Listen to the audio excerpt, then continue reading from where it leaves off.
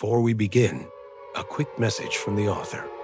My zombie apocalypse series Echoes of Decay by G.H. Glass is now available on Kindle, paperback, and Audible. If you enjoy fast-paced survival horror, brutal action, and stories set in a world collapsing under infection, then you'll love Echoes of Decay. Check it out. The link is in the description. Make sure you like and subscribe to the channel, and thank you for supporting my work. Now, on to the audiobook. This is an unabridged recording of Trojan Six Part 4, written and narrated by G.H. Glass. Chapter 1. The corridor lights snapped on just after 2 a.m. Stand to, full kit, someone shouted. The voice echoed off concrete and bootlockers. Harker was on his feet before his head caught up. The block was already moving. Zips, curses, the slap of webbing being dragged from under beds. He grabbed his trousers, his boots, and his smock in 3 motions and stepped into the corridor half-dressed. Webb was already there, pulling his plate carrier over his t-shirt. What's going on? Rapid reaction, that's all I've got, Harker said. Across the landing, McKay appeared with a brew mug still in hand. You lot better be joking, we're on a stand-down week. No one answered. The tannoy crackled again. This time the company sergeant major's voice clipped and sharp. 2 para rapid response report to armory, full kit, respirators and Bergens. This is not a drill. That last line stopped the chatter cold. They moved. Harker checked his watch, 0207, and joined the flow of bodies through the stairwell. The air smelt of boot polish and damp floors, familiar and ordinary, which somehow made it worse. Outside, floodlights were on across the square. Rain, steady and cold. The armory queue already stretched past the double doors. Men from every section in green kit. No one laughed. You could hear the clang of bolts being checked inside. Any word? Webb asked a corporal ahead of them. Not sure, mate, the man said. They're saying riots. They've called in the whole of 16 Air Assault Brigade at full strength. Riots don't need paras, Webb said. Harker kept quiet. He didn't like the pace. It was too fast. No brief. The last time he'd seen the sergeant major move this quick was Helmand Province in Afghanistan. The queue inched forward. Inside, the armory staff were handing out rifles, full magazines of live ammunition, no signatures, no serial numbers being read out. That never happened. Name, number, the staff sergeant barked. Corporal Harker, 300-51298. Weapon, ammo, go. He stepped aside, locking the bolt, checking the chamber, safety and sling. Webb came up behind, eyes wide. They're just chucking live rounds at anyone with hands.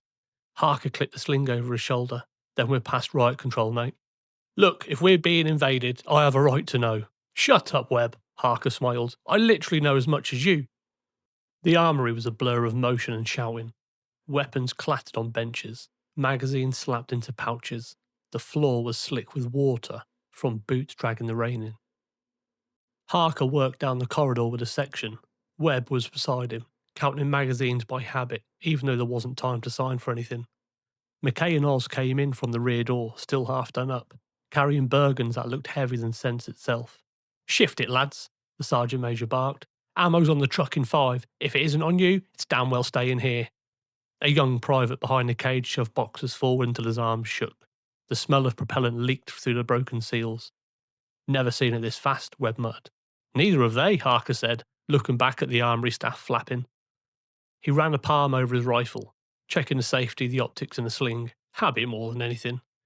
Everything about this process is just wrong. There's no checks, no jokes, no coffee in a queue, just noise and movement. Outside, engines started up across the square. The rumble wasn't from Land Rovers or Jackals. It was deeper, heavier. Rotor blades. One, then another. The sound pushed through the walls and made the window glass buzz. Rees ducked through the doorway, helmet hanging from his fingers. It's not just us, he said. Whole brigade's moving. I just saw an RAF loadmaster in the ops block. RAF? Oz said. Helicopters don't travel far. This isn't a new offensive in Afghan. This is a lot closer to home. Harker didn't answer. He looked at the stack of magazines left on the counter. The sergeant major caught his eye. Take what you can carry, Corporal, he said. You won't be back for a while. That landed harder than any order. Harker nodded once, grabbed an extra bandolier and slung it. "A company, form up," came Munro's voice from outside. barely cutting through the noise. 10 minutes till lift! The section pushed out into the rain. The square was alive with men and machines, choppers idling on the field, ground crews waving lights, wind and spray whipping off the blades. The orange glow of sodium lamps caught helmets and wet tarmac. Webb pulled his collar up. Feels wrong, doesn't it? Yeah, Harker said, scanning the sky. Whatever this is, it's bigger than they're saying. Another helicopter roared in low over the barracks, so close a downwash flattened the grass. It wasn't one of theirs. It was followed by another, then two more behind that. Every available bird the RAF could scrape together at last minute, heading for the same patch of Essex. Grab your kit, Harker said. Looks like we're next. The parade square was already lined with kit, Bergens stacked, helmets clipped, webbing ready. The air was dry but cold enough to bite, the kind of still night where sound travels too far. Floodlights glared from the hangars, bleaching the tarmac. The engines of parked vehicles idled somewhere out of sight, a low, steady hum that filled the gaps between orders. Harker's section stood in two ranks. Webb counted heads and ammo. Oz and McKay adjusted each other's harness straps. Everyone looked awake, but none of them looked calm. Lieutenant Munro came out of HQ with a clipboard and a handset pressed to his ear. He stopped halfway across the square and raised his voice. Listen in, this'll be short. Conversations among the junior ranks died instantly. We're rapid reaction under 16 Air Assault, he said. Tasking comes straight from Brigade. Situation developing inside the M25. Classified cause. Civil unrest and multiple casualties reported. We deploy by air and secure a section of the motorway until further notice. Additional orders once we're on the ground. He paused and looked down, then back up. That's all I've got. Someone down the line said quietly. That's not much, is it? You'll get more when I do, Munro said. Expect to work alongside police and NHS assets. Rule of engagement, minimum force unless threatened with lethal. The company sergeant major stepped forward. You heard the man. Load to the aircraft when called. Final kit checks now. Bolts racked, magazines tapped, optics adjusted. The sound was mechanical and practiced. Soldiers doing what they could control. Webb ran a quick comms test through the section's net. Charlie 1, this is 10 Bravo, radio check over. 10 Alpha, OK. 10 Charlie, loud and clear. 10 Delta, fine my end. 10 Echo, good with me. 10 Foxtrot, good to go. 10 Golf, good. 10 Hotel, OK over. Munro was back on the radio, voice tight. 5 minutes to lift, aircraft inbound. Harker looked up. You could hear them before you saw them. The deep, heavy rhythm of twin rotors echoing across the camp. A Chinook appeared low over the tree line, black against the night sky. Behind it came two more, followed by the higher whine of Merlins and Pumas. Every light in Colchester flickered from the vibration. Oz stared up. That's half the RAF, isn't it? Looks like it, McKay said. Harker stayed quiet. It didn't look like a planned exercise. It looked like every available aircraft had been dragged into the sky at once. Munro turned. Voice sharp now. A company, mount up. Your first stick. On it, Harker said. Right, lads, grab your Bergens. Webb, tail end on the ramp. McKay, Harris. You've got the wire when we land. Move. They jogged towards the flight line. The Chinooks were already idling. Turbines whining. Rotors clawing at the cold night air. RAF loadmasters waved them with torches. Heat from the exhaust made the ground shimmer. Harker took one last look at the barracks, the only stable thing left. Then he climbed the ramp. Inside, red light washed across faces. No one spoke. The sound of the engines grew, deep and steady. Munro's voice came over the headset. Landing zone to follow. Orders on the ground. A company, we are live. The Chinook lifted, nose tipping forward. Colchester dropped away behind him, and the dark shape of the city stretched out ahead. Harker watched it through the small porthole until it vanished. Whatever was waiting down there, this wasn't a riot. The Chinook levelled at 500 feet and pushed southwest. No one spoke. The engine filled every space where words might have gone. Harker sat by the window, shoulder against the cold aluminium, helmet mic close to his mouth. The red cabin light flattened everything into one colour. Faces, webbing, hands on knees. It felt like flying in a dark room. Webb leaned across the aisle. Notice the lack of riot shields and baton guns. You still think this is public order? Harker shook his head once. When did public order involve a bloody helicopter? You can't land a Chinook in a city centre, mate. I don't like this. Across from them, McKay was trying to smoke the last half of a roll-up through the draft gap under the ramp door. Oz watched him with a grin that didn't reach his eyes. Rees sat quiet, reading the medical pouch on his glove, like it would tell him what was coming. The crew chief moved down the line, touching shoulders, checking seat straps. His headset was turned to the flight net, but Harker could make out fragments through the intercom bleed, call signs, vector changes, words like divert and priority airspace. Look, Webb said, pointing out the window. Harker craned to see. Below them, the A-12 was a ribbon of headlights, all northbound. Every lane packed, cars bumper to bumper, horns flickering in tiny flashes. People running between them with bags, no pattern, just flight.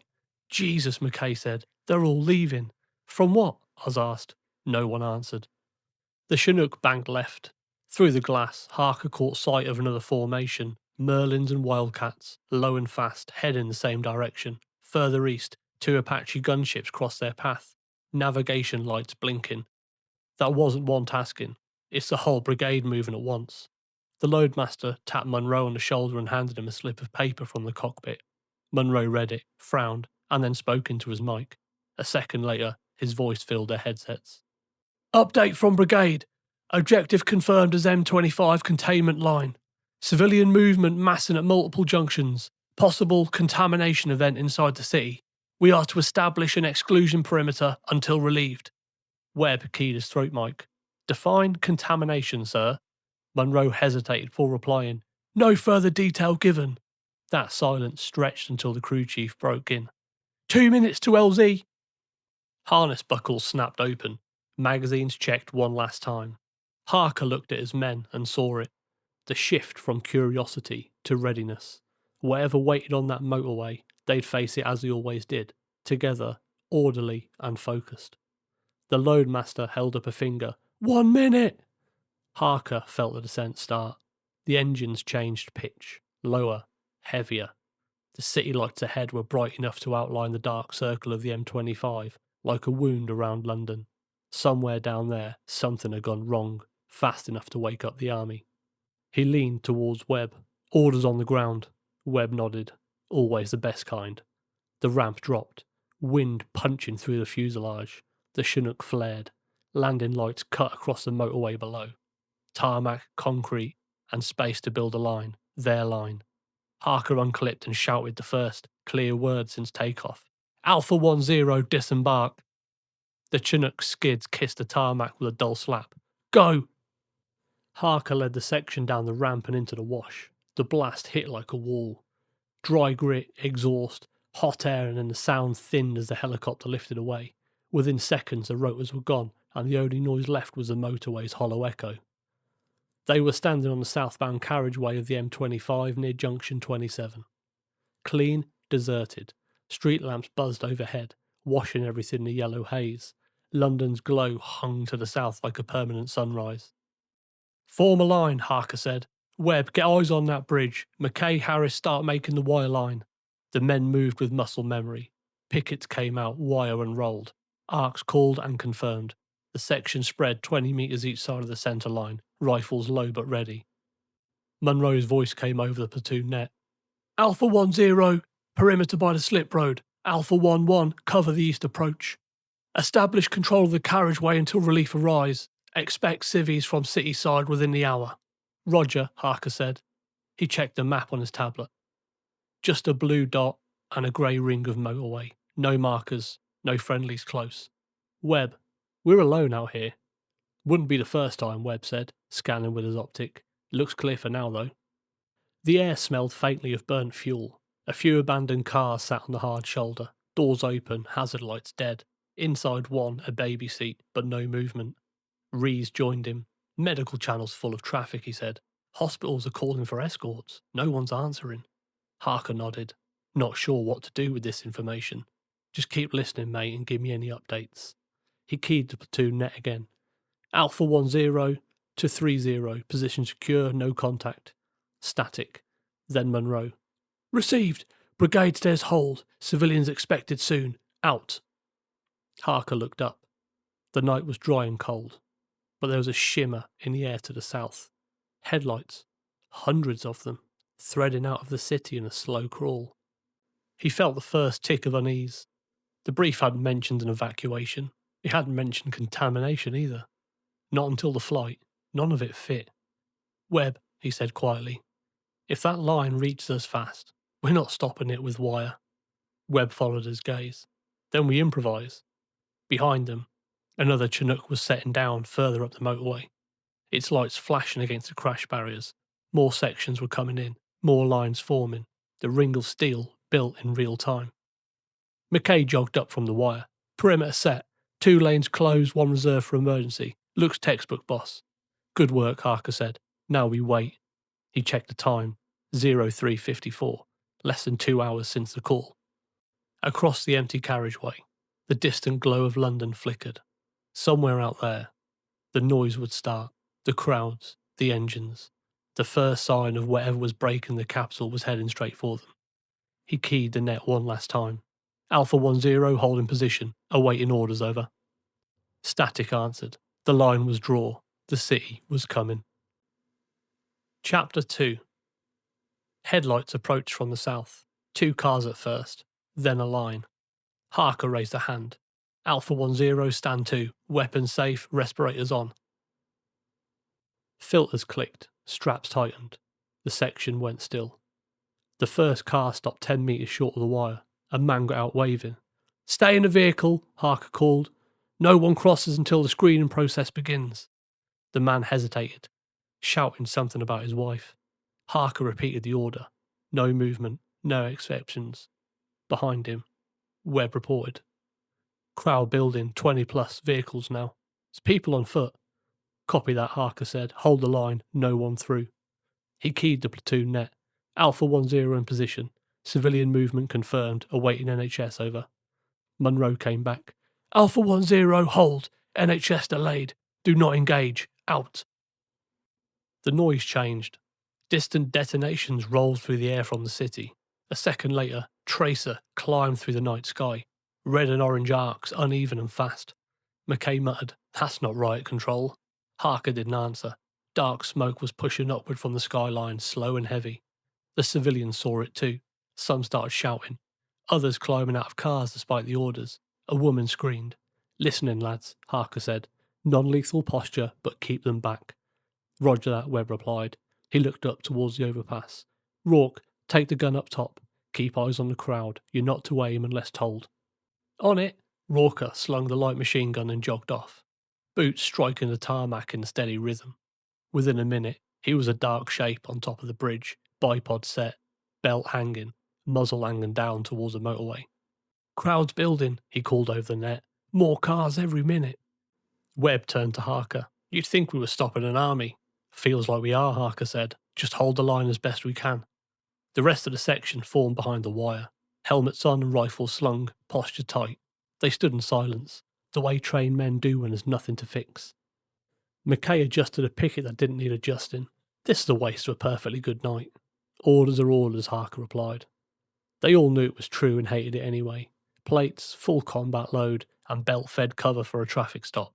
This is too much firepower for the job, and not enough information to make sense of it. Rees checked his med bag for a third time. Oz leaned against a barrier, eyes on the cars. Grant muttered to himself and kept looking south towards the city. Out on the road, engines idled in a solid hum. More lights in the distance, hundreds now. The motorway was turning into a queue that stretched to the horizon. Rourke's voice came through the net. "Smoke's rising over Central, flashes too. Looks like small arms or something bigger." Webb glanced at Harker. "Do you hear that, mate?" "Yeah," Harker looked down the road again. "Just stay calm. We hold until told otherwise." Rourke went quiet. The men behind the wire stayed where they were, rifles untouched, eyes forward. The air still carried every distant sound from London. Explosions, sirens, the faint rise and fall of screaming that none of them wanted to name. Civilians began abandoning their cars. Doors slammed, engines idled, headlights stayed on. Within minutes, there was people walking towards the wire, some carrying bags, others empty-handed and dazed. "Stay behind the barrier," Harker called. "You'll be processed when the medical team arrives. Stay where you are." Most listened, but some didn't. A man in a shirt and tie stepped forward a few meters. "Is it a gas leak?" he said. A woman beside him. They told us to come this way. Another voice further back shouted, "You can't just keep us here." The section stayed steady. Webb repeated the instruction, calm and clear. Rees moved up and down the wire, ready but unsure what for. Oz had drifted to the far end, talking to a young woman holding a cat carrier. Harker could see his body language, even from this distance. Too relaxed, too close. Webb saw it too and walked over.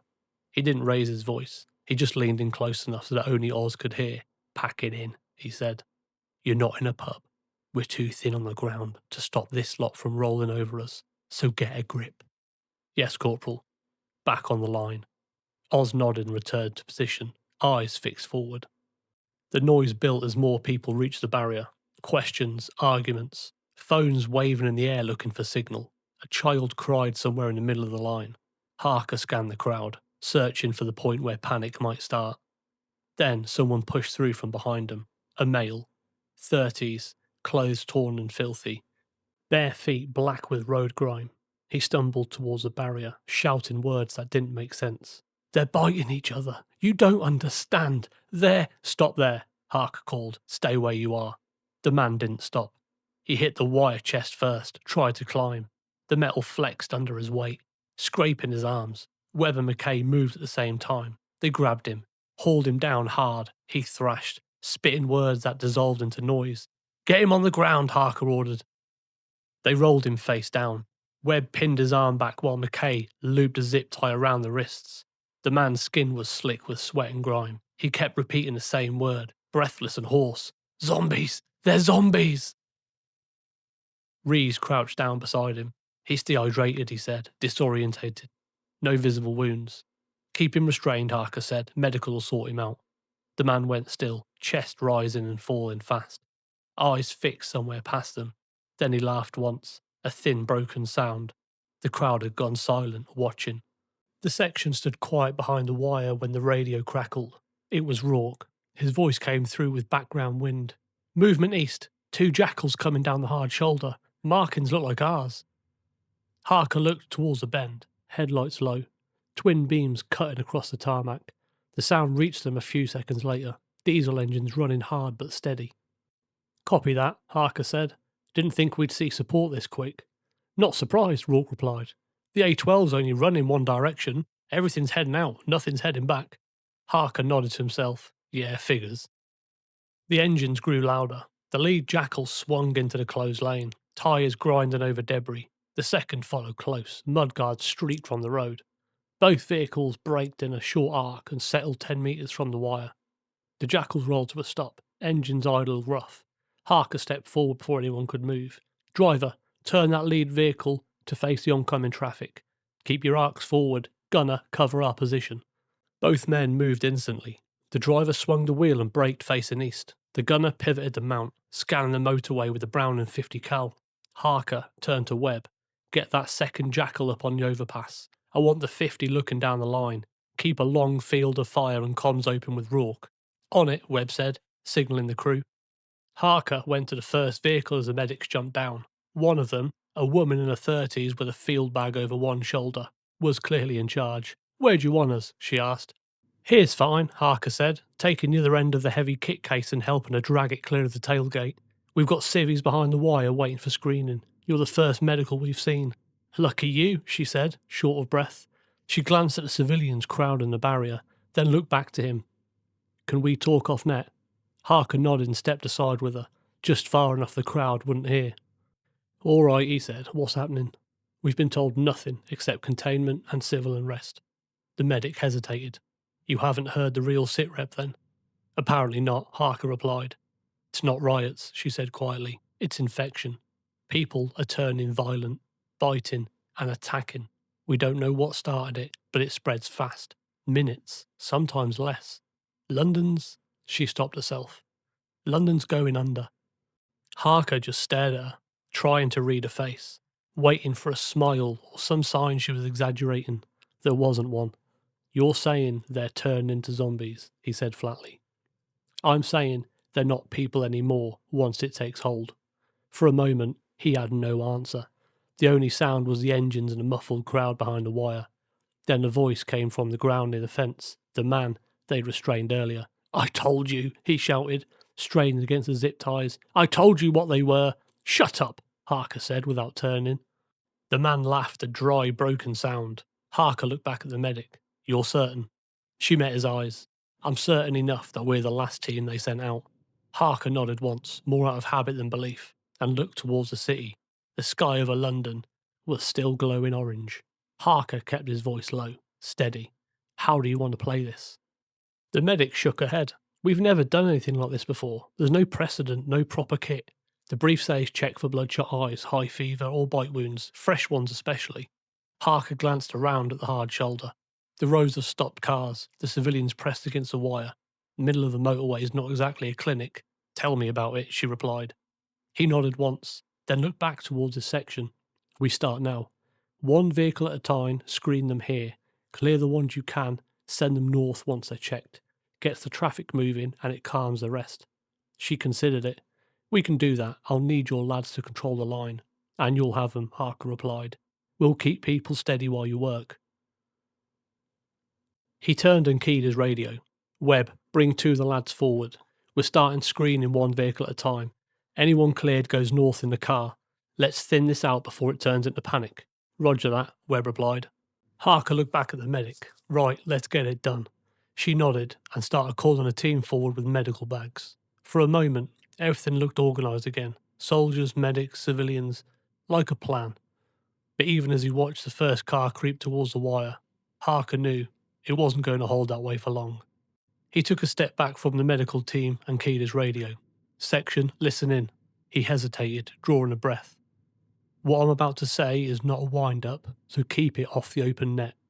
Static, then Webb. "Go ahead, mate." "I've just spoken to the lead medic," Harker said. "This isn't civil disorder. It's a pathogen. People inside London are turning violent, biting and attacking, spreading it through contact. Infection turns them fast. Minutes." Silence. Then McKay's voice, flat and doubtful. "You're taking the piss, aren't you?" "I wish I was." Rourke came through next from the bridge. "So what are we talking? Terror cells? Drug job? What?" "No, it's worse," Harker said. "They think it's a virus. Medics calling it infection, but it's acting like nothing they've seen. They're saying once it hits, you're gone. Not sick. Gone." Oz broke in. "Gone how? Dead?" "Not exactly," Harker replied. "More like they stop being themselves, start attacking everyone else." Another pause. Rees finally spoke. "So they're calling them zombies now?" "That's the word that's been thrown around," Harker said. "I'm telling you because we're the first line out of the city. If it's true, we'll see it before anyone else." Webb exhaled into the mic. "Christ." McKay again, quiet this time. "And we're just standing here with barbed wire and goodwill." "Until orders change," Harker replied. "We hold this line, we keep the civvies calm, and we don't get bitten by anyone. Understood?" "Understood," Webb said, and the rest followed one by one. The net went quiet again. Harker looked down the motorway at the smoke still bleeding out of London and tried not to think about what gone might look like. Chapter 3. Harker waved two of his troopers forward. "Grant, Naylor, with the medics. You're there to keep cover and keep order. No one touches them. No one crosses the line unless told. Keep it visible but calm." Both men acknowledged and moved forward into position behind the medics, rifles low and ready, respirators on, a show of force, nothing more. The lead medic raised a hand to nearest car. "First vehicle forward, please." A man and woman climbed out, blinking in the bright floodlight. The woman held a child close. The medics worked quickly, torch in the eyes, temperature check, sleeves rolled up to inspect arms. One of the team circled each person, checking for visible bite wounds. "Clear," the lead medic said. Harker pointed to the ramp. "Back in your car and drive up the slip road. Take the northbound, keep going until you hit open service area." The family nodded, half running back to their car. The engine started. Tyres squealed a little as they moved past the wire and up the incline. At the top, the second Jackal sat broadside across the southern turn, blocking any attempt to head back towards London. Next car, two men this time, hands raised in a nervous reflex. Checked, clear, and sent through. One by one, the process settled into a rhythm. Civilians stepped out, stood under torchlight, got scanned. then returned to the vehicles. Some thanked the medics, most just drove. Engines echoed off the motorway walls as they headed north, taillights stretching into the dark. Each cleared car thinned the crowd and eased the noise. For a short while, it almost felt organised. Soldiers doing their jobs, medics following procedure, civilians cooperating because it gave them something to believe in. Harker kept watch from beside the wire, eyes on both the crowd and the city's faint orange glow. Every few minutes, he keyed the radio to Rourke for updates, just in case something moved on the horizon. The plan was working, at least for now. The radio crackled in Harker's ear. "Boss, it's Rourke. You need to see this. Go ahead." There's a crowd coming up the motorway. Hundreds, maybe more. Vehicles nose to tail as far as I can see. They've ditched them and they're walking. Foot traffic all the way to the horizon. Harker took a deep breath. Copy. Any sign of aggression? Not yet. Looks like they're just moving. Whole families, bags, pets, the lot. It's bloody exodus. Understood, Harker said. Just keep eyes on.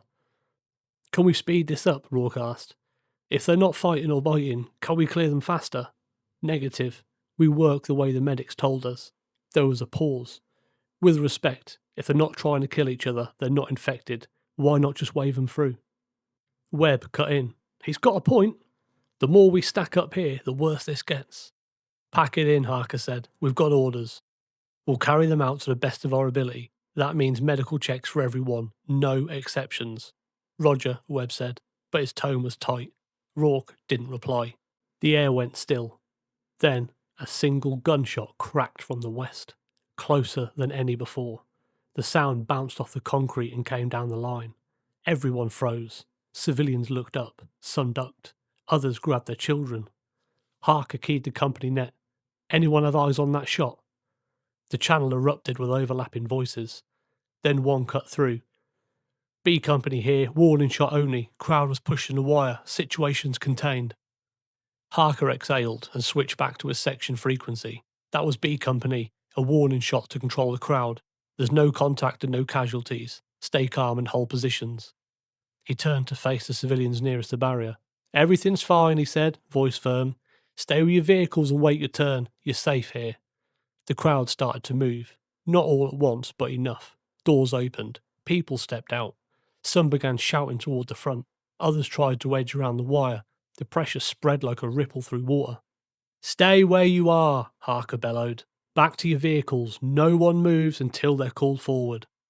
His voice cut across the noise but didn't kill it. A woman near the front shouted back, "We've been waiting here for hours." Another voice yelled something about the road behind being blocked. Webb moved up beside him. They're panicking, mate. They think we're trapping them here. Then make them understand, Harker said. He raised his rifle just enough for them to see it, not aimed, just visible. Back off the wire, now. For a moment, the noise dipped. A few people shuffled back. Others froze where they stood, uncertain. Everyone will be checked, Harker said, louder this time. Once you're cleared, you'll be on your way north. You have my word. But push this wire, and we stop everything. You get me? Murmurs ran through the front rows. Parents pulled kids close. Engines started again and some drivers got back in the cars. The crowd didn't disperse, but the line is held. Harker keyed his radio. Webb, keep your lads tight. If they move again, we go firm. Understood. Harker looked down the rows of headlights, faces pale in the glare, and knew it was only a matter of time before words stopped working. Harker walked over to the medics between vehicle checks. The crowd noise behind the wire hadn't stopped all night. Engines shouting, questions with no answers. He waited until the lead medic looked up from a clipboard. When this turns bad, he said quietly, what's your plan? She frowned. Bad how? If the civilians panic, if they start pushing this line, you and your team are not built for that. The medic looked at her two colleagues, both young, both trying to look busy. We don't have one. We weren't given any contingency for crowd control. We were just told to screen and move them north. Right, Harker said, then listen. If I call it, you pull back behind the vehicles and keep low. My lads will handle this line. You don't argue, you just go. Her eyes narrowed. And leave the civilians? You won't be able to help anyone if you're on the ground bleeding, Harker said. If this turns, I can't have you in the middle of it. She studied him for a moment, then nodded once. Okay, I get it. Good, he said, and make sure your team knows it too. I don't want to lose anyone because they thought they were still in control. The medic exhaled through her nose. You sound like you're expecting it. I've been watching that crowd all night, Harker said. Something's coming. She didn't argue. Harker stepped back and keyed his radio. Webb, keep 2 men close to the medics. If this crowd moves, they're your priority. Get them behind cover first. Understood, mate. The next car in line rolled forward under the lights. The pattern continued, but Harker could feel the rhythm starting to strain. The radio clicked twice in Harker's ear, followed by a familiar voice from the company net. Alpha 10 Alpha, this is Zero. Situation report, over. Harker stepped away from the barrier and keyed his mic. 0, Alpha 10 Alpha, we're holding position at the north cordon. Civilian traffic static. Screening underway with attached medical team. No hostilities at this time, over. Alpha 10 Alpha, copy that. State of crowd? Restless but contained. We've started releasing cleared vehicles up northbound. Civilians are compliant for now, over. A short pause. Background chatter bled through the channel, distant shouts. Another voice arguing for clear air. Alpha 10 Alpha. Be advised, multiple cordons reporting crowd movement and panic. Maintain non-lethal posture unless directly threatened.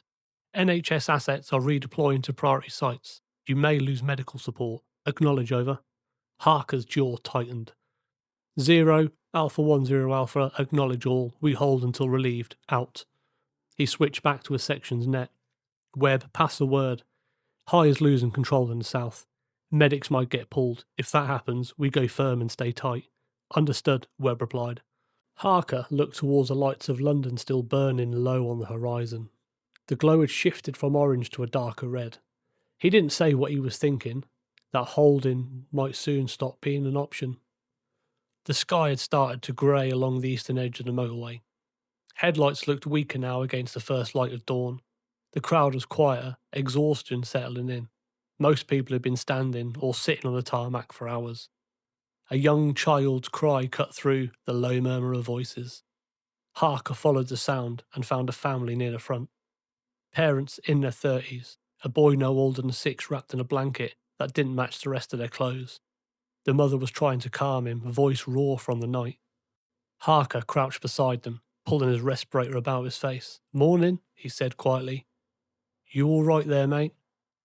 The little boy hid his face against his mother's side. He's just scared, the father said. He thinks we're never getting out of here. You will, Harker replied. We're working through everyone as fast as we can. Once the medics check you over, you'll be heading north. It's safe up there.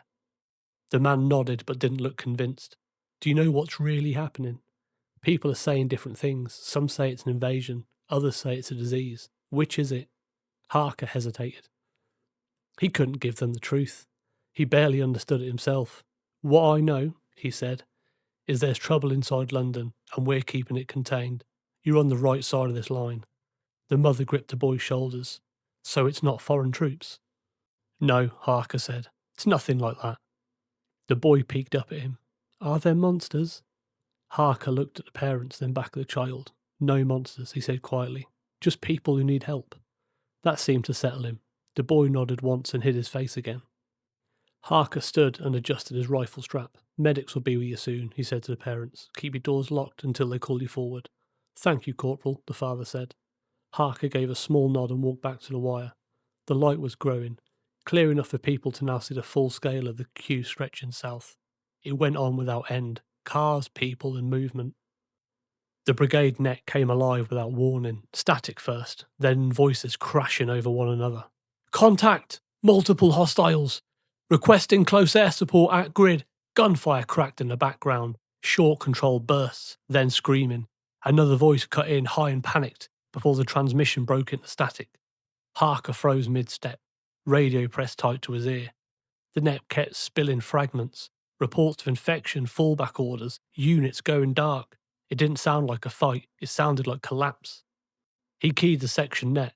Rourke, get me a full 360 from your position. I want to know what's happening south of us. On it.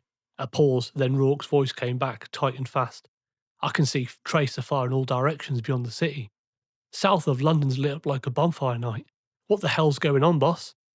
Harker stared towards the horizon. The orange glow had spread wider, pulsing under the low cloud. Proverbial shit's just hit the fan to the south, he said. The words carried across his open mic. Everyone in the section net heard him say it. For a moment, no one spoke. Then automatic fire ripped through the air. Close, sharp, unmistakable. Not from the city this time, but from back up the motorway, barely a kilometre away. "That's not a warning shot," Webb said over the net. His voice was flat and certain. "They're in contact up there." Harker keyed his radio. "Copy." He looked at the medics, then waved them back from the wire, stepping in now, 2 paces behind the line. The lead medic frowned but obeyed, pulling her team back with her. Harker kept his voice steady. "Check eyes only, no full exams. Anyone who looks clean, you clear them and send them north as fast as you can." "That's not protocol," she said. "Neither is this," Harker answered. She studied him for a second. "What do you know that we don't?" He hesitated, just long enough for her to see it, and then said, "We're running out of time." She didn't ask again. She turned to her team and started shouting orders. Civilians began moving faster through the checkpoints, engines starting, tyres screeching as they pushed onto the slip road. Harker keyed the section net. "Everyone tighten up. If that next checkpoint has gone noisy, it'll spill this way next." "Understood," Webb replied. The sky to the east was pale now. Dawn had arrived, but it didn't bring any lightness with it. Chapter 4. The line began to move before anyone gave an order. A ripple ran through the civilians at the front, then another, spreading backwards like a wave. Cars were abandoned mid-lane. Doors slammed. Voices rose. "Hold position!" Harker shouted. His voice came through the respirator muffled but hard. It didn't matter. The crowd kept pressing forwards. Fear had turned into momentum. Webb and McKay stepped up beside the wire, rifles slung but hands raised, trying to hold the shape of control. "Stay back," Webb yelled. "We're doing everything we can." A man shoved past another and caught his foot in the barrier line. The wire flexed. Pickets bowed. Someone screamed. Harker keyed his mic. "Rourke, you've got eyes." "Affirm," came the reply. "Whole motorway's filling. They're pushing each other just to move." The noise built fast. Horns, shouting, the grind of car engines trying to turn where there was no space to turn. A bottle hit the tarmac and rolled to a stop near Harker's boot. "Webb, get Grant and Naylor up on the wire," he ordered. "No aggression, just presence. Keep them off the barrier." They moved. 3 figures, weapons across their chest, standing like fence posts against the tide. Harker looked at the medics behind him. "Keep screening, eyes only. Anyone clear, move them north now." The lead medic nodded, but the face behind the respirator was pale. Harker turned back to the noise. The wire was bowing under hands now, bodies pressing forward, people shouting names, others shouting accusations. The heat of it rolled over him, a mix of exhaust and panic. He keyed the section net again. "Everyone hold your place. No one fires until I call it." Static. Then Webb's voice, tight and breathless. "If this keeps up, we're going to lose a line." "Not yet," Harker said. The shouting turned into shoving. 2 men at the front started swinging at each other. A shove, then a wild punch that missed. Others moved to break it up. The wire took another hit and bodies leaned into it. "Step back," Webb barked. "Back behind the cars." No one listened. A woman tried to climb the crash barrier to get a better view. McKay grabbed her arm and pulled her down before she fell. She screamed in his face, the sound lost under the noise. Harker keyed his radio. "Webb, control your side. We can't lose that barrier." "I'm working on it," came the reply. A man ran forward, shouting about his wife being trapped in the next line of cars. Grant stepped in front of him, one hand out, rifle across his chest. "Stop there, sir. You move again and we'll have to put you down." The man froze, breathing hard, and then backed off. Behind them, a medic stumbled as another civilian grabbed her sleeve, begging to be checked first. Rees moved in fast, pushing the man away with a forearm. "Wait your turn." The man looked like he wanted to argue but saw the rifle and didn't. Harker moved down the line, voice sharp over the respirator. "Everyone stay calm. You'll all be cleared, but not if you crush each other. Back to your vehicles." Some obeyed, most ignored. The sound of horns rose again as more people abandoned the cars. Harker could feel the wire starting to give under the constant weight. He turned towards Webb. "We can't hold this much longer, mate." Webb nodded once. "Not without shooting, we can't." Harker looked back at the crowd, trying to find one calm face in the chaos. There wasn't any. The sound of the crowd broke under a new noise. A short, hard burst of automatic fire from the overpass. 3 rounds. A pause, then another 3. Harker's head snapped up. Rourke, report! A vehicle pushed through the crowd, Rourke said, voice tight in his headset. A black SUV ran a woman and a kid clean over, didn't even slow down. Tried to punch through towards the ramp. I stopped it. Harker felt his throat go dry. Confirmed target neutralised. Drivers down. Cars rolled to a stop against a barrier. No other movement. Good shoot, Harker said. Maintain overwatch and short bursts only. Don't waste ammo unless you're sure. Copy that, Rourke said. Webb had heard it all. You see that SUV? Harker nodded. Yeah. The noise on the motorway had changed again. Screams carried up from the lower lanes. Higher now, panicked. Car horns blared. More engines revved as people tried to turn around. Rourke came back on the net. Crowd scattering near the impact. Something's wrong down there. People are running. Full sprint. Hold position, Harker said. Do not fire again unless they're hostile. Roger, Rourke said, but his voice had lost its calm. Boss, I think they're running from something. Harker didn't answer right away. He could hear the change in the sound of the crowd. Not anger now, but fear. Real fear. He keyed his mic again. Stay focused, eyes open. We're about to find out what this is. Harker stepped up onto the central barrier, scanning the road through his sight. Between the smoke and headlights, shapes flickered, too quick, too erratic to just be civilians. He keyed the radio. Rourke, describe it. They're not moving through the traffic. They're climbing over the bonnets. Jesus, they're hitting the cars. The line cut for half a second and then came back. People down, screaming everywhere. Harker's pulse spiked. All call signs stand by. No one fires until we know what we're dealing with. Another crash echoed, closer this time, followed by a sharp, guttural scream that carried clear up the motorway. It didn't sound human. Webb looked at him. That sounded close. Yeah, Harker said quietly, too close. He looked at the medics. Pack it up now. Behind the lead jackal, keep your heads down and your kit ready to move. The lead medic hesitated, saw his face and didn't argue. Her team grabbed their bags and fell back behind the vehicle. A flicker of light caught Harker's eye, tracer fire. A short burst from Rourke's position, cutting red through the grey dawn. Then Rourke's voice came back, tight with breath. It's real. They appeared between the wrecked cars. At first, it looked like people still trying to escape. Then, the way they moved killed that idea. Heads low, arms out, running full tilt through the gaps that shouldn't fit a body. Civilians started running in all directions. The checkpoint now overran. Rourke's voice hit the net. Visual confirmed multiple hostiles in the open, moving north and fast. Harker dropped behind the barrier, rifle up. What's the range? 200 and closing. Identify before you fire. I can see them fine, boss, Rourke said. They're covered in blood and they're biting anything that moves. The section net went silent. Even through respirators, Harker could hear the quick breathing over the net. Then came the first of them. A man, mid-30s, clothes torn, skin grey with streaks of red. He ran straight at the barrier, eyes wide and glassy, mouth open. Engage! Harker ordered. Rourke fired a 3-round burst from the bridge. The rounds hit centre mass. The target folded but didn't stop. It got back up, half crawling, half running, until Webb put one through its head and it stayed down. Nobody spoke for a second.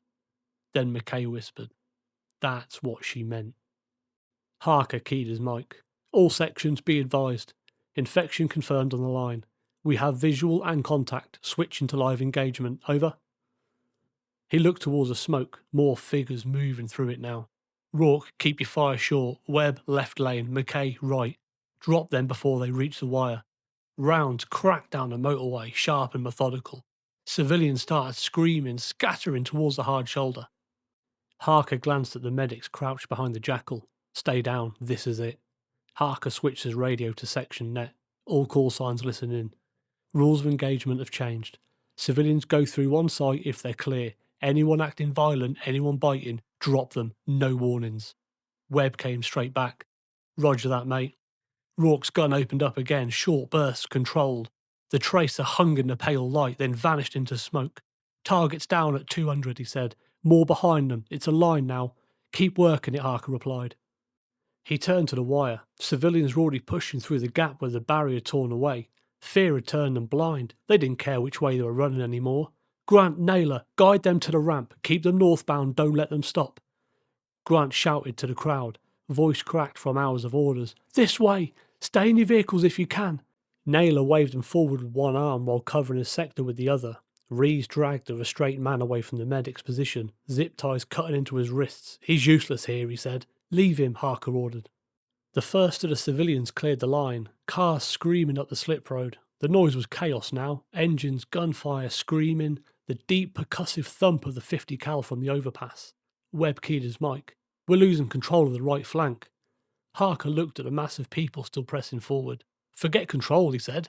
We hold what we can. He turned back to his men. Stay tight. Don't let anything pass that isn't breathing right. Harker moved to the centre of the motorway and started giving arcs with his hand. Webb, you've got the left lane. McKay, you've got the right. I'll take the centre. Rourke, cover long from the bridge. The 50 stays on the ramp. Each man shifted position without question. The section's line straightened out, rifles level. They were back in familiar ground now. Contact drills, fire discipline, sectors of fire. The infected were visible between the cars, silhouettes darting through smoke. Their speed was wrong, movements broken. Every few seconds another scream cut through, then stopped short. Targets at 150, Rourke called, engaging. His LMG barked in short bursts. The sounds of the rounds hitting metal echoed across the motorway. Keep it tight, Harker said. One in the chamber. Short bursts only, we're not spraying a crowd. The 50 opened up on the ramp above them, single steady shots. Each report rolled over the carriageway and came back as an echo. Grant and Naylor were still moving civilians through the wire, waving cars onto the ramp one by one. Horns blared. People shouted thanks or just didn't bother at all. A small hatchback clipped a barrier and kept going, mirror shearing off in sparks. Another car followed too fast, bumping the rear quarter panel and spinning out. Harker ignored it. The priority was flow north. Anything else could wait. He keyed his mic. Rourke, report ammo. Half a belt, spare box set up. Copy, you're doing fine, mate. Webb called out. Movement right, behind the silver van. On it, McKay answered. Leaning over the barrier, 2 rounds, centre mass, target down. The fire kept coming steady, controlled. For now, the line held. Harker glanced once back at the medics behind the jackal. They were crouched low, holding their helmets, flinching at every shot. He turned back to his men. Keep the lanes clear. We're the only thing between them and the rest of the motorway. They came out of the smoke fast, 3 of them, sprinting in a broken line straight at the wire. Hawker saw their eyes first, wide, unfocused, blood running from the mouth of one of them. Contact front, Webb shouted. Rourke's gun thumped overhead, control bursts. The target folded mid-stride, slid on its side, still moving. Webb and McKay fired next, 3 shots each, short and clean. 2 dropped and 1 kept crawling. Finish it, Harker said. Webb stepped forward, 1 round to the head. It stopped moving. Civilians near the front started screaming. A few bolted north, others froze. Some shouted, "They're shooting people!" Harker ignored it. Rourke, eyes back out. Anyone that gets up, drop them. Roger that. He switched to section net.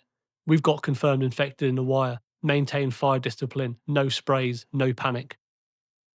Grant was pulling people through the gap as fast as he could, waving cars forward, shouting over the noise. Move! Move now! Naylor grabbed a woman trying to climb the barrier and pushed her towards the ramp. Go north and keep your head down. The motorway was chaos. Horns, screams, gunfire echoing in every direction.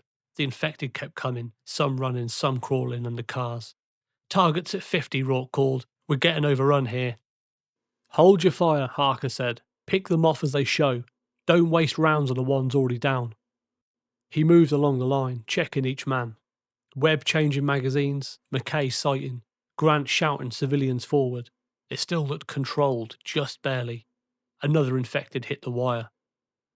Caught in the razor, thrashing, McKay put 2 through its head and it went still. Less clear, Webb said. For now, Harker answered. The line had survived the first rush, but the motorway beyond was alive with movement, and Harker could tell this was only the start. Rounds snapped down range in short bursts. The crowd had thinned, but too many civilians were still stuck between cars, screaming, running and tripping over bodies. Harker keyed his radio. Webb hold the front and pulling the medics back. He jogged to the lead jackal. The 3 medics were crouched behind it, shaking hands and rummaging through kit they'd never use. Pick it up, he said. You're too close. The lead medic looked up at him, eyes wide behind the visor. We can still help people. Not here, you can't. Anyone bitten, anyone bleeding, it's over. You keep them here and we all die. She hesitated. Then what do we do? Eyes only, Harker said. Anyone who goes down clean, you drag them back behind this vehicle. No mouth to mouth, no touch without gloves. No heroics. The medic swallowed hard. Understood. Good. Stay low. If we start falling back, you move with us. He keyed his mic again. Webb. Medics are off the line. Maintain space and keep civilians moving north. A burst from Rourke's gun echoed off the overpass. Harker looked up. The muzzle flash painted the bridge red. Contact still heavy, Rourke called. They're climbing over the central barrier now. Keep them off us, Harker said. Short bursts conserve ammo. He turned back to the medics. You see anyone coming at you, don't wait for permission, just drop them. Harker returned to the wire. Webb glanced over. Are they set? Set, Harker said. They know what to do. He checked the safety on his own rifle and sighted down the motorway. The next rush came with no warning, a roar from the south. A wall of bodies pushing through the wrecks. Civilians and infected mixed together. Impossible to tell who they were until they were close. Here they come, Rourke shouted from the bridge. His LMG opened up in fast staccato bursts. Open the wire, Harker ordered. Let the civvies through. Move them north now. Grant and Naylor tore the barricade aside. Drivers stamped on pedals, engines screamed as cars lurched forward. Some made it, others clipped barriers and jammed the lane. Keep it open, Harker yelled. Webb's rifle barked beside him. They're inside the crowd. Just take the shot if you've got it, don't wait. The air erupted into noise, gunfire, horns and screams. The wire line was gone. The section fell into small pockets of control, firing where they could, shouting directions over the net. Rourke's burst cut long lines through the mass, brass spilling off the bridge in streams. Targets closing 50 metres. Hold that gun, Harker shouted. He could see them now, blood on their faces, clothes torn, moving on instinct. Some civilians were trying to fight them off with bare hands. They didn't last long. Medics, back behind the second jackal, Harker cried. Do it now. The lead medic grabbed a team and started to run. One turned to help a fallen woman. Harker's voice snapped over the noise. Leave her and move! The woman's scream followed them north. Then she was swallowed by gunfire. Webb fired 3 more rounds, ejected a magazine, slammed another one home. We can't hold this forever. You hold until I say otherwise, Harker shouted. Get the civvies clear and shoot anything that looks infected. Rourke's gun thundered again. The 50 cal on top of the ramp joined in, slow, heavy reports that shook the air. Cars burned along the hard shoulder, lighting the motorway in orange flashes. Harker dropped behind cover to reload, breathing hard through his mask. Keep it steady, no one breaks, we hold this line. But even as he said it, the flood kept coming. Chapter 5. The flood didn't come in neat lines. It came in elbows and hands and teeth. And the people at the front who had been shouting for help became the first ones to be taken. McKay was forward of the wire, pulling a child clear from the stalled hatchback. He'd found a gap and gone for it. Too quick, too close. Something came out from under the bonnet, low and fast. McKay's rifle banged once, twice. The third shot sounded like a dull, wrong punctuation. Harker heard the grunt before he saw McKay go.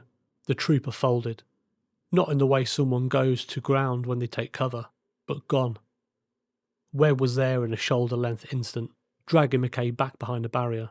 McKay's hand went limp on the tarmac. Medic! Webb screamed. It wasn't a whispered call, it was raw, animal sound. Rees and the lead medic hit the gap. They worked without theatrics. Cleared airway, pressure, tourniquet where they could. Rees tore his glove off and pressed. Voice clipped. Stay with me, Callum. Keep pressure. Keep pressure. But McKay didn't squeeze a hand back. His chest stopped moving like a man had switched off a light. Rees closed the pupil check and didn't look up. No pulse, Rees said. Short and final. Harker felt the word like cold water. Webb didn't cry. He went quiet in a way Harker had seen before. The gear of someone who knew the balance between emotion and task had snapped. Blood ran from a high shoulder wound where something had hit him, maybe a ricochet, maybe a near miss that knocked him off his feet. He was breathing hard, sweat slick under his harness. Get him to cover, Harker ordered. Rourke, watch my back. Rourke's gun answered with a long, controlled line of fire down the hard shoulder. Silhouetted shapes dropped where the tracer rounds found them. Naylor was ahead, moving a panicked mother and child towards a ramp. A figure lurched out of a gap and hit Naylor from the side. The movement was sudden and wrong. Hands at the throat, Naylor fought, shoving the thing off. But there was a bite on the forearm, quick and brutal. He looked at his own sleeve, then at Harker, with the kind of disbelief that says this can't be happening. Bite, Naylor said. His voice was precise as a checklist. Got me on the forearm, clean through the sleeve. Rees was at him before Harker could move. He ripped the field dressing open with his teeth. Pressed and checked the wound. Bleeding's controlled, Rees said, but he didn't finish. Harker saw the way his jaw set. Contain him, Harker said. Webb, can you stand? Move him behind the jackal now. Webb swore and planted the weight on his wounded leg. Half carried McKay and half dragged towards the safety of the lead vehicle. Harker watched every move. Every second they spent stationary was a second the line could fold. The medics ran Naylor through the quick checks they'd been told to use. Eyes, fever, bite, but there was no time for the protocol that might have fixed it. The bite was fresh. Naylor's face went slack with the realisation. Zip him up, Harker said. Cuff or tie. Whatever. Keep him quiet and keep him out of the flow. Rees moved mechanically, looping ties tight. Naylor didn't fight. He looked at Harker and mouthed, sorry, like a prayer. Harker didn't take the apology. There was no point. He keyed his mic. Webb, how's your state? Webb's reply came clipped, breathless. 2 casualties, 1 KIA. McKay, 1 bite. Naylor, I'm wounded, medic on me. Get me to cover. Harker gave the order that made the world smaller and harder. We hold this position until we can't. Medics, pack up what you can. Rourke, watch the arcs and conserve ammunition. Grant, you run traffic if you can. Oz, pull back with the medics and help. Webb, get moving. They moved like trained men doing what they must. The loss lodged in Harker like a stone he swallowed and couldn't spit out. He kept his face even, his voice even, and then sent commands that kept them alive. They were moving as fast as they could, dragging the wounded, shoving cars through, stacking bodies into the shadow of the jackal, when Naylor went wrong. He'd been cuffed to the front with zip ties, eyes glassy but talking under his breath. Rees had him secured against the tailgate, face pale. Then he spun. It wasn't a calculated move. It was a convulsion and then a lurch. Hands still lashed, fingers clawing at his own throat as if to tear the bite out. He snapped at Webb, air tearing from his lungs. And for a second, there was nothing human in the expression anymore, only an animalistic focus. Christ, he's turning, Webb shouted. Naylor lunged, tied hands flailing. Webb shoved him back, heel striking at the ribs. The thing kept coming, teeth bared despite the restraints.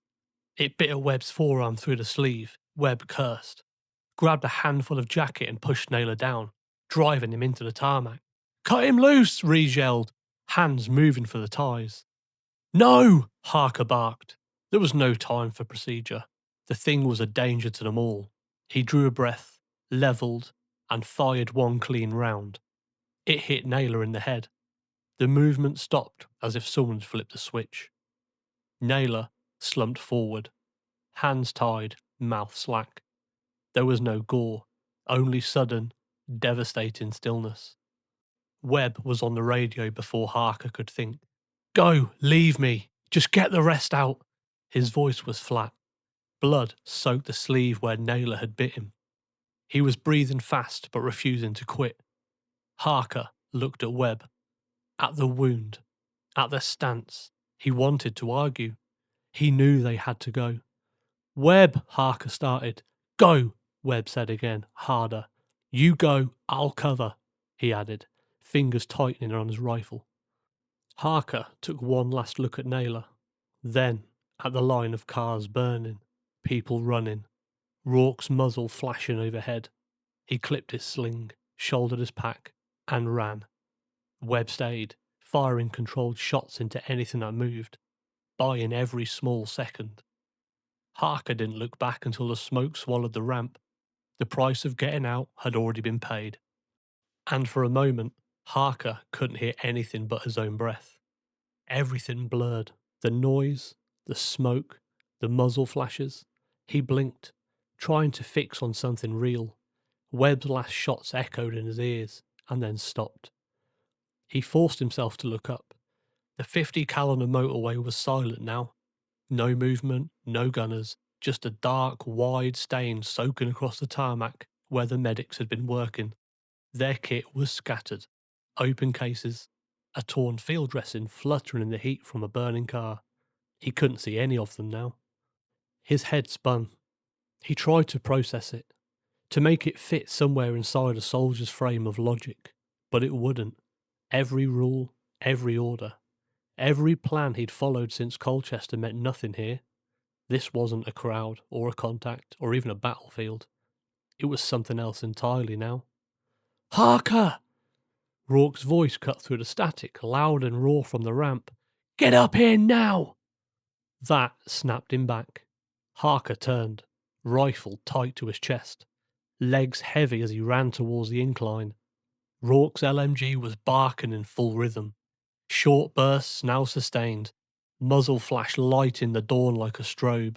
Every time Harker stumbled, another burst went over his head, keeping the rear clear. Move, move! Rourke shouted. They're right behind you! Harker ran harder. Shapes were closing behind, fast, low, sprinting through the wreckages. The air was full of shouts, none of them words anymore. He hit the ramp, boots sliding on spent brass. Rourke reached down and hauled him by the harness and dragged him the last metre. Go! They dove into the Jackal. Rourke kicked the engine alive. It caught on the first turn. Diesel roaring through the quiet. Harker climbed up onto the ring mount, hands slick and heart hammering. Hold on! Rourke shouted, jamming it into gear. The Jackal lurched forward, tyres chewing over debris. Harker racked the charging handle on the 50 cal and swung the heavy barrel down the slope. The first group broke through the smoke, running hard towards the ramp. He squeezed the trigger. Boom, boom, boom! The weapon bucked, and the lane below turned into pink mist. Rourke shouted over the noise, Where's everyone else? Harker didn't answer. He just kept firing until the belt ran dry. He slammed a fresh belt into the 50, locked the cover, and yanked the charging handle back until it clunked. Smoke rolled up from the barrel, the smell of hot oil and cordite biting through his respirator. Just head for the M11, he shouted down to Rourke. Northbound now! Rourke didn't argue. The Jackal bounced off the verge and hit the main lane, tyres thumping over debris. The motorway opened ahead of them, choked with wrecks, bodies and moving shapes. Too many shapes. Jesus, Mork rutted. They're everywhere. Keep it steady. Stay behind the civilians, Harker ordered. We will cover their retreat. There were still people running, men, women, and children. Some barefoot, some dragging others. Too many to help. Too far gone for control. Harker tracked the gun, breathing slowly to keep the sight steady. Slower, he called. Let them stay ahead of us. Rourke eased the throttle. The Jackal dropped speed, engine grumbling. Harker scanned the lanes. Anything that moved wrong. Too fast, too bent in the way it ran. He hit it. Short control bursts. The heavy weapon kicked and rolled through his shoulders. Each target dropped. Each burst clearing a pocket of space for the living to run. Keep them in sight, Harker said. No one gets overtaken. Understood, Rourke replied, voice clipped. They passed flipped cars on their sides, doors open, hazard lights still flashing. Harker fired on instinct, a shape crawling under a lorry, another sprinting from a verge. Every shot echoed down the motorway and into the dawn. He keyed his mic out of habit, but there was nothing new on the net now. No command structure, no call signs, just static and the hammer of his 50 cal. Rourke steered around a burning coach. You think anyone's still holding the line somewhere? Harker didn't answer. He adjusted his grip, scanned the next mile of road, and kept firing at anything that didn't look right. The brass piled up at his feet. The motorway ahead turned into a wall of wreckages, lorries nose to tail across all three lanes, their trailers jackknifed and piled against the barriers. Fires burned low under the twisted metal, thick smoke rising straight up into the pale morning. There was no space left to drive, and both sides of the carriageway dropped into steep wooded slopes, too sharp for the Jackal to survive. "Can't get through that lot," Harker said, scanning the layout from his vantage point. "Looks like the end of the road," Rourke replied. "Slow it down and pull short of the debris." The Jackal rolled to a stop, some 30 metres short of the blockage.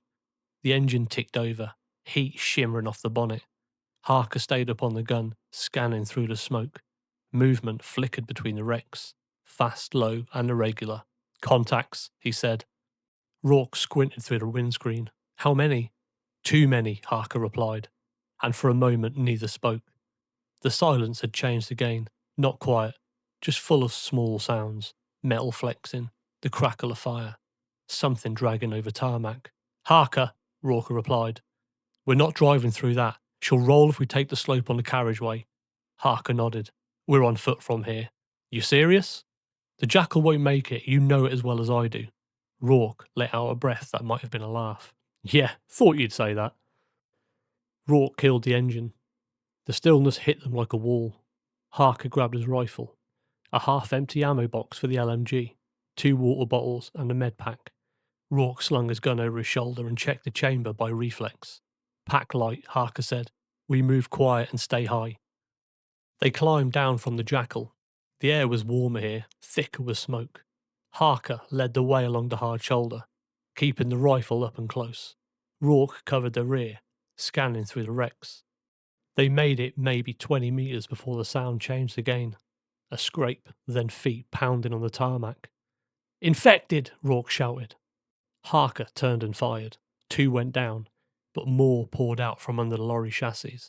4, 6, 8 of them, moving on all fours until they found balance and ran. Rourke dropped to one knee and opened up, belt feeding through the gun in hand. Rhythmic bursts. The noise echoed up the motorway, deafening. "Fall back," Harker yelled. "Back to the Jackal." They moved fast, firing in turns. The infected closed the gap with every burst. Rourke swung the gun left to right, clearing a path but losing ground. Harker climbed onto the rear deck, turned, and fired over Rourke's shoulder. "Move!" he shouted. Rourke was still firing when something hit him from the side. One of them had come low from the left, crawled between the wheels, and took him off balance, teeth snapping for his neck. He twisted, slammed an elbow, but another came in behind. "Rourke!" Harker jumped back down, rifle up. The shots were clean, point blank, but there were too many of them. He killed 2 before the third got its hands on Rourke's jacket. Rourke turned his head just once, eyes wide. "Don't let me!" Harker didn't. One shot, quick and final. The body fell still against the tarmac. Harker fired another 3 rounds into the pack, clearing the space. He pulled Rourke's tags and closed his eyes with 2 fingers. "You did good, mate," he said quietly. He slung his rifle, checked his ammo. 2 magazines left, 1 bottle of water. That was it. Behind him, the Jackal sat idle. Engine dead, metal popping as it cooled. The road ahead was impassable, cars piled high, flames rolling now. He looked at the slope to the side, steep and thick with trees, but it was the only way north. Harker keyed his radio. "Hello, Zero." He stopped. There was no one left to call, just static. He took one last look at the Jackal, at the heavy gun still pointing south, and then turned away. Boots on tarmac, rifle low ready. He moved towards the verge and down into the trees. The motorway faded behind him, swallowed by smoke and distance. He didn't look back again. Harker slid off the hard shoulder into the tree line, the ground dropping away faster than it had looked from the road. The slope was greasy with mud and littered with wreckage that had been thrown out of cars on the motorway. Bits of bumper, a tyre, a child seat. He used the butt of his rifle as a walking stick until the gradient eased. But down here it was quiet, muffled by trees. The motorway was still audible above, feet slapping tarmac, screaming or maybe wind. He couldn't tell. He took a breath through the mask, checked his compass, and kept north. He walked in short bursts, always scanning, pausing every dozen paces to listen. He didn't call out. The only sounds he made was the click of his rifle safety catch and the occasional rustle of webbing, but every few minutes he'd stop and check the slope above. Once he saw a single figure stumble along the edge of the carriageway, silhouetted against the firelight. It tripped, got up again, and then dropped out of sight. Harker didn't follow. He just watched until it was gone. He found a service track after 20 minutes, a narrow strip of cracked tarmac that paralleled the motorway. He moved along it, slow and steady, stepping over branches and pieces of glass. At an overturned van he paused to listen. Nothing but birds and the faint crackle of burning rubber. He checked what he had left. 2 full mags, a sidearm with a spare. He had Rourke's tags in his pocket. He looked at them once and then slipped them back into a pouch without ceremony. By the time he reached the next bend in the track, the sun was higher. Light filtered through the canopy, catching on the dust in the air. He stopped to drink from his water bottle. 2 mouthfuls, no more. And he listened again. Far away, somewhere back towards London, heavy weapons were still firing. Closer, there was only forest. He adjusted the sling and brought the rifle back to the ready position. And he kept walking north. Every step took him further from the noise, further from the motorway, until even the echoes had faded. When he finally stopped again, he realised he couldn't hear anything at all, just his own breathing inside of his respirator, slow and even. He looked up to the trees, found his direction by habit and started moving again. By mid-morning, the light had flattened, the kind of dull glare that bleaches everything. Harker continued along the service road parallel to the motorway. From here, he could see up through the gaps in the trees, steel crash barriers twisted into arcs, the roofs of wrecked vehicles, the occasional column of smoke bending with the wind. He stayed below the embankment, moving in the shadows. His boots left prints in a thin layer of ash that had drifted down from somewhere south. The air smelt thick of burnt diesel and metal, sharp enough to taste. He walked until his legs began to shake, then dropped to one knee beside a ruined police 4x4. The doors hung open, the radio was still on, hissing static in between fragments of voices that weren't words anymore, just tones, distorted by distance and damage. He listened for a while anyway, half hoping to catch a call sign, anything, but there was nothing. He sat with his back against the wheel and forced his breathing to slow. The rifle rested across his knees, safety on and muzzle down, routine, always routine. When everything failed, you fell back on drills. He found Rourke's tags in his pocket again and turned them over in his hand. The metal was warm from his body heat. He read the name once and put them back. No one would collect them now. A minute later, he realised his gloves were shaking. It wasn't fear exactly. More like the edges of everything had come loose. Sound, time, the sense of what direction meant. He stared at the tarmac until the tremor stopped. Somewhere, beyond the embankment, a car alarm started. One of those cheap ones with a 2-tone siren. It blared for 30 seconds and then cut out mid-cycle. The silence afterwards felt bigger than the noise had. He checked his watch out of habit. It had stopped. The second hand was stuck halfway between marks. He smiled at that. Just a small curl at the corner of his mouth. The kind of expression you make at a bad joke. He reached for the radio one more time, pressed transmit. "This is Alpha 10 Alpha," he said, with his voice low. "If anyone reads, we're north of the M25. The section's gone and moving on foot." He waited. Static. No reply. He keyed again. Any unit, any station. We're still here. Nothing. He let the handset fall back onto the seat. The noise of it hitting the metal sounded louder than it should have. He picked up his rifle and stood. The sun was sliding west now, the light turning orange through the smoke. He looked north and then south. Nothing moved in either direction. For the first time since Colchester, he was completely alone. He slung his rifle and took a last sip of water and then started walking again. No orders, no maps, no voice in his ear. Just a long empty road ahead and the faint memory of the men who'd walked it with him. They'd done their job now. Now it was his turn to just keep going. By late afternoon, Harker had climbed back up from the tree line and rejoined the motorway. The service track he'd followed north had faded into gravel and dead ends, forcing him to cut uphill through the woods. The slope was steep, but when he reached the top, he found open tarmac again. The M11, silent and deserted. The northbound carriageway stretched ahead, wide and straight. Burnout cars sat at odd angles across the lanes, a few still smouldering. The road signs were blackened but readable. It felt wrong to see something so normal standing in the middle of all of this. He stayed on the centre line, rifle up, scanning both verges as he walked. Every few steps he glanced behind. The air was still, heavy with the smell of ash and hot metal. For the first time in hours, he could see sky. Then he heard it. Footsteps. Uneven, dragging. He stopped, turned south, and saw movement between the cars. At first just one figure, stumbling along the hard shoulder. Then another. Then more, spilling from the gaps between wrecks, drawn by the sound of his boots on the tarmac. Harker went to one knee, sighted, and waited for them to come closer. When he saw the faces, he started firing. The last echo of gunfire rolled down the motorway and vanished into the distance. Harker waited a long time before lowering his rifle. The only movement left was the heat rising off the tarmac and the slow drift of smoke from the wrecked vehicles. He could hear his own breath inside the mask, slow and steady, too loud. He reloaded from habit, even though there was no target left to shoot, and he checked his gear. One magazine in the weapon, no spare. His pistol with a spare magazine, the rest of his kit was gone, so was everyone else. He stepped off the carriageway and walked along the hard shoulder. Every few metres, he glanced into car windows. Some held shapes slumped against the glass, but others were empty. A child's toy laid in the middle of a lane, half melted from heat. He nudged it aside with his boot and kept going.